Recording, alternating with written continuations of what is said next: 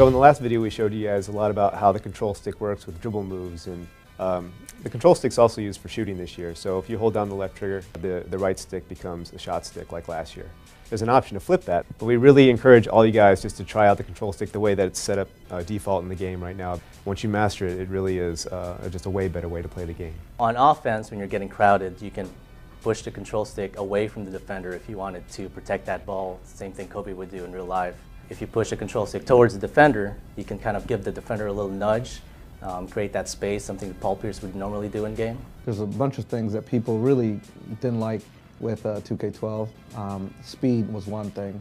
Bigger defenders guarding smaller guys really come through now, so that you definitely feel like, hey, I can break this dude down or break this defender down because I have a mismatch here. Guys move properly in the right speed, and you know, the big guys are slower, like they can't launch as fast to a lateral slide as a smaller, quicker guard. Change the mechanics around. When the dribbler changed its mechanics, we changed the mechanics in the post a little bit too to kind of mimic it. We feel like we got a lot more balance in the low post moves. So this year we kind of went back to the drawing board again, used the new dynamic shot generation technology, and retooled our physics engine to make sure that when you go up and you get hit, you see the proper collision between the offensive guy and the defensive guy.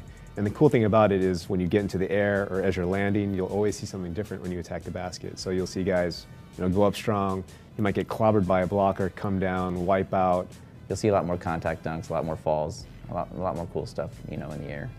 You know, if it's a really hard hit, he'll grab his head like, oh, he's hurt, or he'll grab his limb. He might get, you know, he'll be out of the play for a little bit.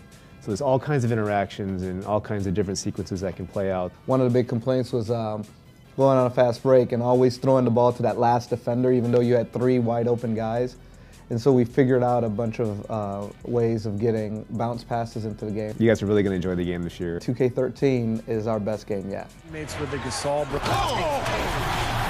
Call it game time and bang time.